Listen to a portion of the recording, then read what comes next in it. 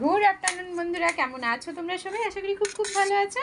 তো আমরাও ভালো আছি। আর বিকেলবেলা মল্লিকবাবু ঘুম থেকে উঠে, পুলিশবাবু ঘুম থেকে ওঠার পরেই থালাবাটি গ্লাস নিয়ে চলে এসেছে ওয়াটারমেলন কাটতে। সরি, গ্লাস না, চাকু নিয়ে, থালা নিয়ে, প্লেট নিয়ে তরমুজ কাটতে বসে পড়েছে। আর তরমুজ কাটার দায়িত্ব পুরোপুরি এনার। এই যে একটু স্মাইল করুন, একটু হাসুন প্লিজ। এত সুন্দর করে তরমুজের, ভবিষ্যতে কিন্তু রিটায়ারের পর তরমুজের দোকানই দিতে পারবেন। এত সুন্দর করে তরমুজ কাটার দায়িত্ব কিন্তু কেউ নিতে পারে না, আমি তো একদমই পারবো না।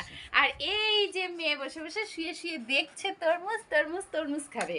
তো কে কে তোমরা তরমুজ খেতে চাও? এত সুন্দর দোকানের, ফ্রুটের দোকানের মতো তরমুজের পিস খেতে চাইলে চলে আসো আমাদের ঘরে।